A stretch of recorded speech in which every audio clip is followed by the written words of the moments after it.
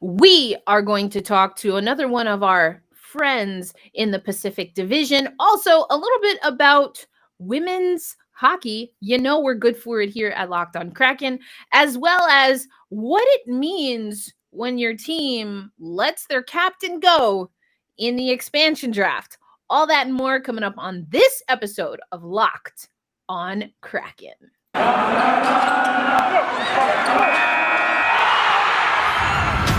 You are Locked On Kraken, your daily podcast on the Seattle Kraken, part of the Locked On Podcast Network, your team every day. We are the Seattle Kraken. Hey, what do you say, Seattle Kraken fans? This is your host, Erica Lindsay Ayala of your daily podcast, Locked On Kraken, part of the Locked On Kraken, part of the Locked On Podcast Network. And if you're not already doing so, make sure you're following the show at Locked On Kraken. We have a great giveaway that our friends over at Locked On Mariners are doing. So if you are following Locked On Kraken, you get an extra entry to their giveaway, which is tickets to training camp. More on that later on the show. But today we are doing a squad cast, one of my absolute favorite things to do. And we are joined by none other than Jess Belmosto, host of Locked On Calgary Flames. Jess, how we doing? Good. How are you? I'm doing well. I love doing a good crossover, or as I like to call it here on Locked On Kraken, a hashtag squadcast episode. Love it. It's just, it's more fun. Who doesn't love a good hashtag? Exactly. And it's so nice to talk to another person. When I know that you do this solo, and I do my show solo, so half the time it's just me yelling at my computer screen. I know, right? But we're here. We're here together. We're doing it together. Yay. So in the intro, I was telling all of our listeners, obviously on Locked On Kraken and also on Locked On Flames, that, we're going to do a little bit of a rundown of the division because we're in the same division. Yep. I think that will be fun. You obviously know what to expect in the Pacific Division. We're the new kids on the block, but also things have been a lot different because of COVID. So really would love to get your thoughts on that. We're definitely going to talk about Mark Giordano, really pulling at the heartstrings. I mean, hockey is a cold, cruel world. It is. It really is. But then you have a new venture that I definitely want to talk about, given my roots in women's hockey. And as a lot of people on Locked On Kraken know, my love for hockey started with at the time, New York Riveters. And I see on the social meets that you've got a little connection going there. I do. I just started. Do you want to do that now? Okay, I was going to say. Tell the people. I'll spill the beans, but right now I'm doing a lot of work with their PR. So I'm putting out news, press releases, working with Anya on getting media day stuff together and getting to know the players and just kind of building the brand and making sure that actions match words and holding everyone accountable. And it's great. I absolutely love it. And it's only been like a week officially, but it's so much fun. And it's a really great group of people there. And I'm looking forward to the season. Well, we are excited for you. And I heard Media Day. I am intrigued. Color me intrigued. Auntie, as they call me, has been around what was the National Women's Hockey League and is now the Premier Hockey Federation. I've been around for a minute, and a Media Day sounds exciting to me. But speaking of, go for it. I was going to say, I'm looking forward to that. It's going to be so much fun. Oh, it's gonna be fantastic. Amazeballs. But speaking of Media Day, so the NHL recently had their Media Day. Definitely saw some activation on the Kraken side of things. And obviously, because I'm on the Locked On Kraken social media, that's what's gonna pop up for me. But Jess, what stood out to you as far as some of the things that the league did either for the Flames or just overall? I I'm looking forward to just kind of seeing like the different activities that they're going to do, because I know a few years ago they did What's in the Box, where they have like the players just like stick their hand in and they have no idea what's actually in there. I had an absolute blast just kind of watching all of the nonsense kind of unfold on the players' Instagram stories and the comments that like their teammates or their other buddies in the league were posting, just kind of being like, oh yeah, there you go, like you think you're a model and all this stuff. But it was a little bit weird to see Gio out there in a Kraken jersey. It was a little hard. Yeah, we're going to get into that in the next segment for sure. But before we get you too deep into the feels, we'll stick with Media Day. I think one of the things that I loved the most was, and I didn't realize at first that this was all coming from Media Day because it was just kind of popping up on the timeline, but they had the players hand draw raw sketch their logo. And we're going to talk about the Pacific Division shortly here, but I actually think Darnell Nurse did a pretty good job. I think so too. That, I mean, I'm not an artist by any means, and it's kind of like when people are in their pajamas and they're judging Met Gala outfits, that I can draw a stick figure and a sun in the corner of the paper. So I can't really be too harsh or feels a little hypocritical, but I think, looked pretty good. Pretty good. For sure. Well, speaking of the Pacific Division, I did want to talk about the BetOnline.ag odds. These are the future odds. I've talked about this before with Haley Salvian, who is one of the writers for The Athletic and covers specifically the Calgary Flames. But right now in the Pacific Division, they have the number one team as the Vegas Golden Knights. Then they have Edmonton up there at 2, followed by So okay. I think they had, it's a future bet. So I'm thinking that they were like, Darnell Nurse is going to have the best free sketch, and that's going to make the Oilers a good team. Logic, absolutely. I think that's right. How these bets are made, or these odds are made. Yeah, that's how the algorithm works. Pretty sure. Right. Don't ask me for my sources. So the Kraken coming in third, which would secure them a playoff berth in their first season, but Calgary's right there behind Seattle, and following the Flames, projected to go fourth overall. You have the Vancouver Canucks, Los Angeles Kings, then the San Jose Sharks, and quack, the Anaheim Ducks. Yeah. That sounds about right. I mean, I think it's a no-brainer taking Vegas at 1. And that's just, everybody knows that. And then the rest just feels like it'll fall into place like those odds. Yeah. So again, we see them here. We got to give a shout out to betonline.ag. We'll hear about them a little bit later, but yeah, again, that's what it's looking like for us in the Pacific Division. But speaking of the division, I want to get into this a little bit, because Seattle, new kids on the block, but Calgary is familiar with this division. What can you tell us about the Pacific Division? What can we expect? Oh boy, a lot. And I mean this with the utmost respect to the players, our fellow coworkers at Locked On, but mediocrity. Like I really feel like this is the least competitive division in hockey, and it's just kind of like you have Vegas, and then it's just kind of like, and like the top 4 teams, obviously, like you get them to the playoffs and whatnot, but it just kind of feels like, oh no, you take this playoff spot. I want to hit the golf course early. And I'm hoping that with some of this tweaking of the rosters and these busy off seasons that I think a lot of the teams in the division have had, there's a little fire burning underneath them to get them started. Fire burning under the flames and company. I like it. Yeah.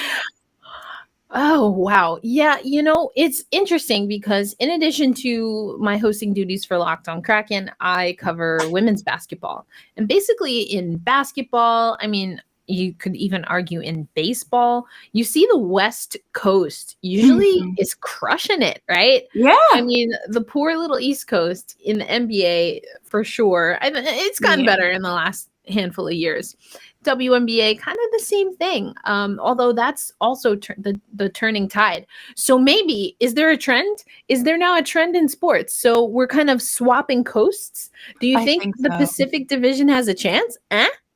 Yeah, I mean, sure. Why not? Let's go crazy with this because when they were in the North Division last year, it was just not fun. It was just bad hockey all around. Wasn't very competitive. And I look forward to the games, against Vegas, even though the Flames will probably lose like 11-1. It's fine. But at least there was some sort of action and competitiveness to it. And I think that Seattle is going to definitely have some sort of like that first day of school, like let's go get them and prove everyone wrong, and it'll be exciting. And I don't know what it'll look like on the ice, but looks good from all the pictures and photo ops. I mean, I said this once before. I think I was actually on those Canadian Lads podcast, and I was like, you can definitely tell that Jerry Bruckheimer is one of the investors in the Seattle. Everything is beautiful and dramatic and cinematic. Oh yeah, and it's just like, Seattle Kraken. It's like Vegas had like their show, like theatrics, but Jerry Bruckheimer, like it doesn't look like a crime show like he normally produces, but like you definitely get like that dark and moody cinematic mood. I don't know how to word it, but like that's the feel, it's the vibe, and I don't hate it. I think that it's really cool. I think it's good for marketing and good to get eyes on them. So yeah, I think it's fantastic. And to your point, we're just gonna have to see what happens when the puck drops. But we have a lot of hockey to take in addition to Jerry Bruckheimer's TV. So we really got to get the TV together, Jess. I think you know where I'm going with this. I do. It's all about that DirecTV stream. We're talking, getting rid of all of these random devices, with your best friends, sisters, cats, godmother login. Yeah. Right. Like all these different logins. You just have all of your favorite sports, all of your favorite shows, including, of course, doing that hockey. It's all together. No annual contract. What's your favorite part of this DirecTV stream? That's one of our sponsors here for the Locked On Network. The fact that I don't have to remember a million different passwords and no one's going to change the password on me if we get into a fight. Like, and I don't have to ask them like, hey, that's real though. Yeah. Like it's uncomfortable. And DirecTV makes my viewing experience a lot more comfortable. I love that. That's realness. I appreciate you bringing realness onto the pod. So we want to get rid of the clutter. We want to get rid of the confusion. And as Mary J says, no drama in the life. So you got to get your TV together. And the way to do that is DirecTV Stream. No annual contract.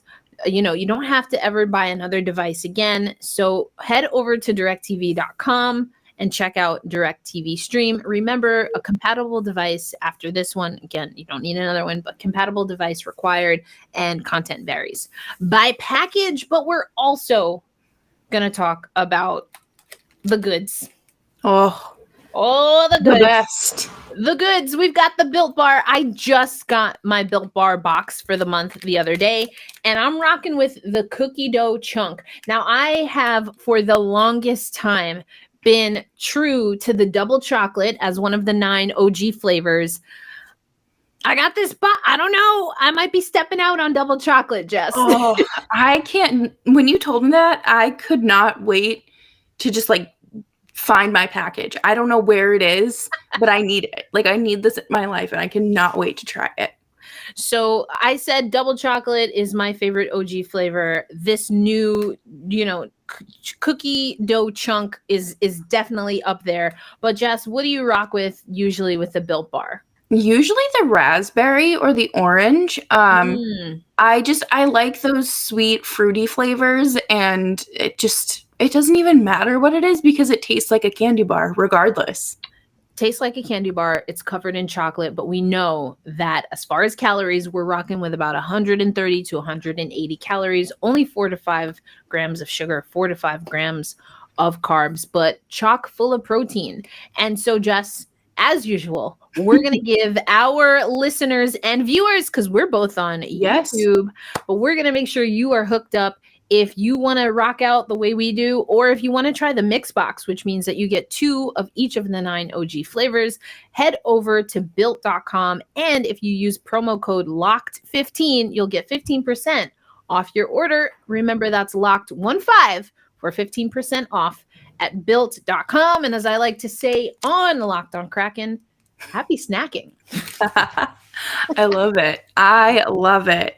Yes, but we are going to keep the party going. Now, we talked a little bit about the Pacific Division and how, maybe they need some Built Bars to just lift up their spirits going into the 21-22 season. Might need to toss them over the glass. But I want to get into maybe we'll first talk about the elephant in the room, or the captain in the room, at least on our ice, not yours anymore. No. But let's just get to it. We've alluded to it a few times. So Jess, before we get into, I want to get into the predictions, because for the NHL network, we did make some bold predictions. I'm dying to see all of them, but I might try to tease it out of you today. But first, let's talk about the Captain Gio, the Flames, but will be with the Seattle. Yeah, I mean, I think it was bound to happen because the asking price was too high for the Flames' liking, and I don't blame them.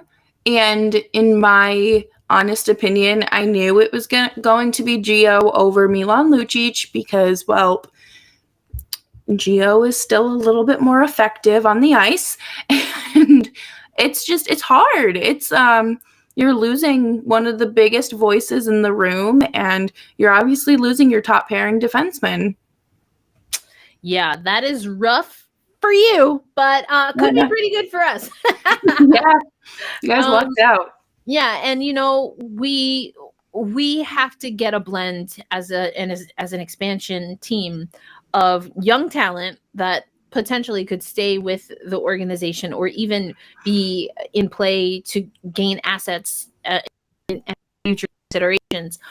But you also need some veterans, because we're going to be hitting the ice not with a bunch of prospects, but with like full-grown, beard-growing NHL players. Yeah, like grown men who pay taxes, like not little babies. Exactly. They've been around the league for a little bit, maybe even won a championship or two. Like you got to compete with that, Exactly. So I like that the Seattle Kraken overall has done a pretty good job of peppering in veteran experience, leadership, as well as some young up-and-coming talent. But let's get into the bold predictions. I've been saying on Locked On Kraken that I'm not really sure if I see the vision yet for the forwards. There's some PTOs and some recent acquisitions that are going to be interesting and maybe make training camp a little bit competitive. But my bold prediction, Jess, was that, and I kind of tweaked and bended the rules just a little bit because it's not specific to just this season, but my bold prediction was that the Seattle Kraken will win a Stanley Cup before the Vegas Golden Knights. Oh, okay. I can get down with that. I can. I hope it's not before the Flames, but I get it. I think that That's a good one. That's a very good one, and potentially realistic. Let's see. Let's see. I do think it means that obviously there have to be some things that come into play. We've already talked about the BetOnline odds and even just some of the predictions, preseason predictions. I think getting into a good place, and the earlier you get playoff experience, especially for some of those young players that we were talking about, the better. So for the bold prediction to come through, I think that the Seattle Kraken have to be on pace to what we've been seeing on BetOnline as far as really getting top 3 in the division, which, as we talked about, is definitely attainable. But Jess, what about you? Do you want to share your bold prediction, or maybe even just some things that you're thinking about the league generally?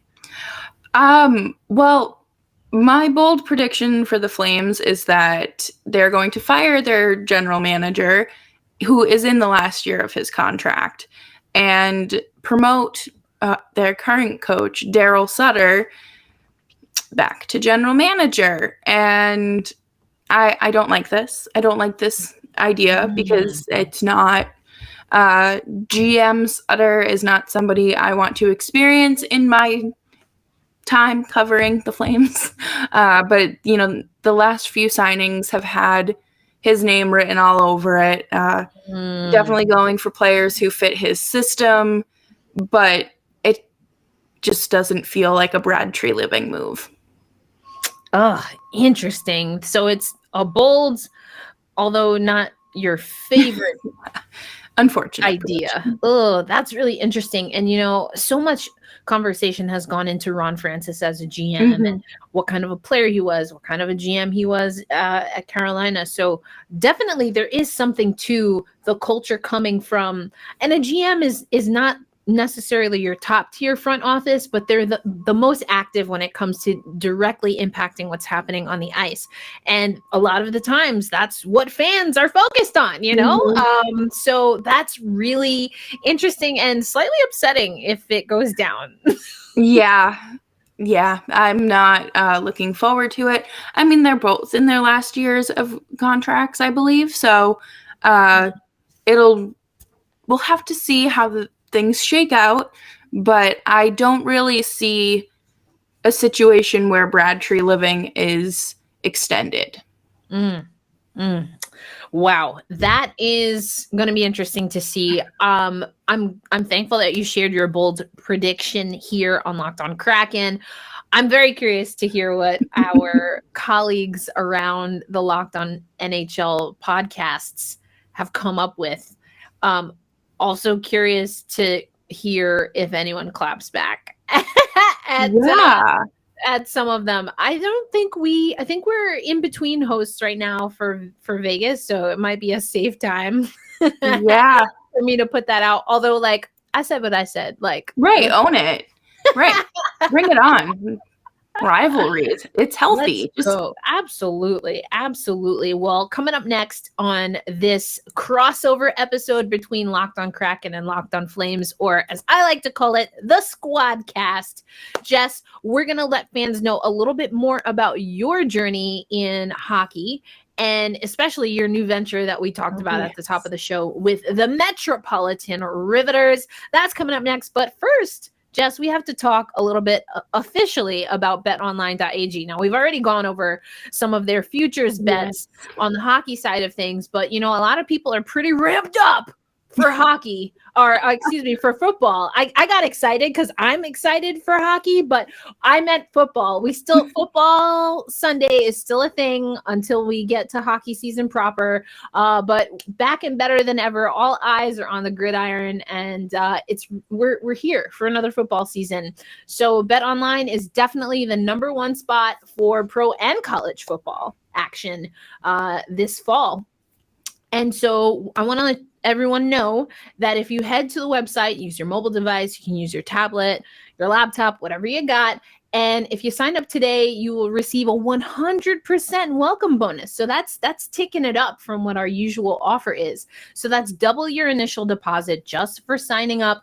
Don't forget to use promo code NFL 100. And as I alluded to, we've already gone over that hockey bets and future bets are available. Football, obviously available, but basketball is right around the corner as far as the NBA. We've got boxing, baseball, and even your favorite Vegas casino games. So don't wait to take advantage of all of the amazing offers for 2021 and beyond. BetOnline, of course, is the fastest and easiest way to bet on all your favorite sports. BetOnline, your online sportsbook experts. Jess, we're back. We are.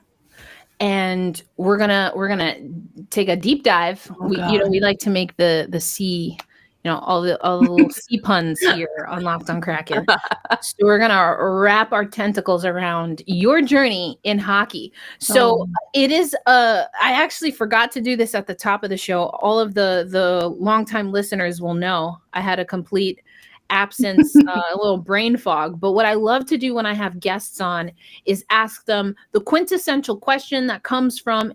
It's adopted from the movie Brown Sugar, and that is, Jess, when did you fall in love with hockey? Oh, man.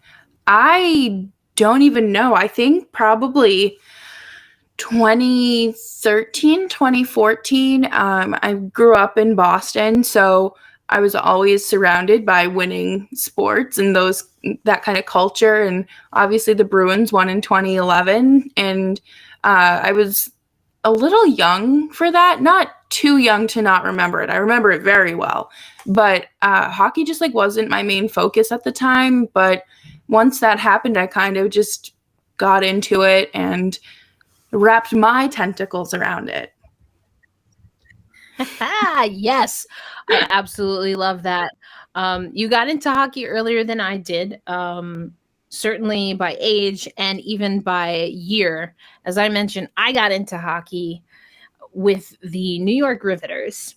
And actually, the first ever professional hockey game that I saw live, that wasn't a preseason, because I had gone to New York Islanders, New York Rangers preseason with my sister, Jessie, who's how I even got into the hockey.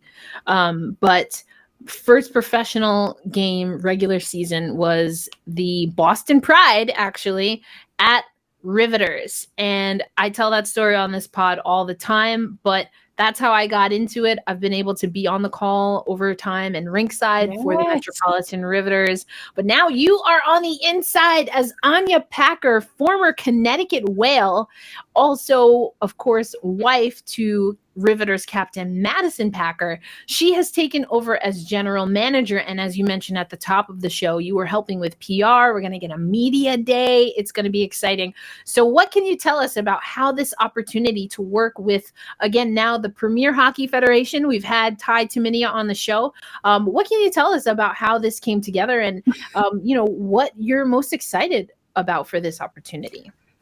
So the day of the rebrand, I just felt like it was very all over the place. And there were just things that I envisioned doing differently in terms of the rollout, the build-up, and things like that. So I tweeted the PHF should let me do their PR. And I half-jokingly, tweeted at Anya, and I was like, where can I send my resume? And we went from there. Hey, wow, shoot your shot. Yeah. And she was very, very kind. She didn't take it she didn't take it personally, which I was worried about, but. Yeah, Anya's got a pretty good sense of humor. She's really active on social media. Mm-hmm. And generally speaking, I do think that Anya gets it and works to try and make the women's hockey space more inclusive in a lot of ways. I think she's pretty honest, though, with her limitations as a white woman in that space.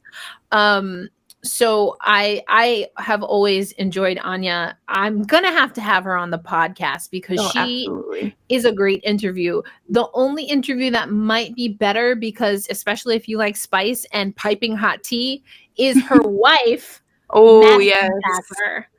Madison Packer has given me some of the spiciest interviews and quotes whilst I've been covering her since the inception of the league. I mean, everything from officiating to being straight up with some of her rivals on the ice.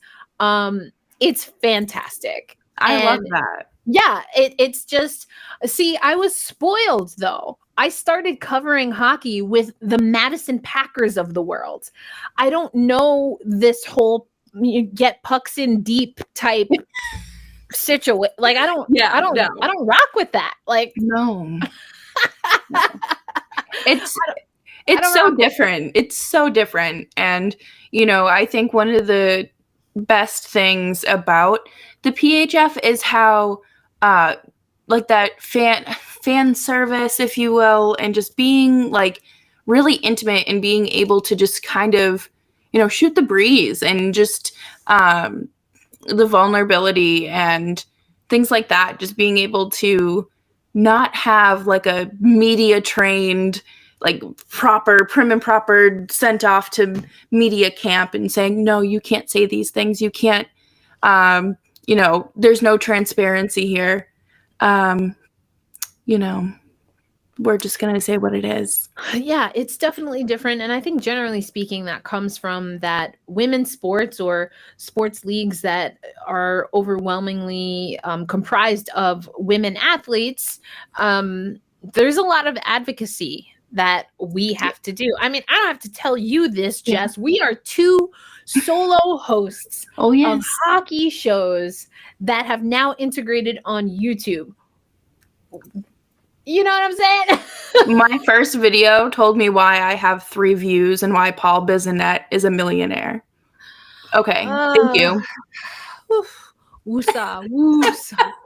I was like, that's enough. That's enough for today. And we're good. We're good. Yeah. We're gonna skirt. Yeah. I just would like everyone to see that I do indeed use notes. Have a nice little whiteboard up here now. Just like the hockey guy. I got a little whiteboard over here, but I love, like, jokes aside, I love these little stickies. So they're reusable Post-its. What? I need those. Where did you get them? Okay, I'm pretty sure I got them on Amazon, and there's like a whole system. I'm totally into it. I am going to be moving into a new space, so I'm gonna have like a whole studio. Ooh. And I'm super excited to upgrade. But these jammy jams, gotta have them. Look at that. I love it. Plop it anywhere I need it. It's re-stickable. I don't know if that's like the technical term. Yeah. Whatever. It sticks pretty much anywhere. I love it. That's fantastic. Got my markers. It's fantastic. So we're not the hockey guy. We're not that Paul dude, whatever. We are Erica and Jess, and deal with it. Right. And like, I'm in a temporary apartment right now because it's a whole situation, but like when I moved back in to my freshly renovated apartment, don't worry. It won't look like this. There won't be a tray table from Aldi's sitting in the back. Listen, Queen, you make it work. That's all we do. It took me a minute to get to this level. See, now I have my deep blue lighting. Oh, I like that. Yes. And I'm going to move to sunset when I do my Locked On Women's basketball shows. Ooh, that nice orange. I hope you have enjoyed this interlude to Locked On Interior Design. Yeah. That's the next channel that. Correct. I mean, you really have to diversify. We should talk to David about this. Yeah. I would love to talk with David. I'm just saying. Locked On Interior Design with Jess and Erica. That has a ring. That's perfect. I have a whole candle collection. We can just candles are my jammy. Oh, we might need to do this. Well, this squadcast has been so much fun, Jess, but let's make sure we let the folks know not only where they can find you, but what are some things that you are really excited to integrate into your coverage of the Flames this season? I am really excited to really start getting more guests on. I've reached out to a few agents in the league, and let's just say there's some things brewing. I'm not going to give away names, but there's some stuff in the works that is very exciting.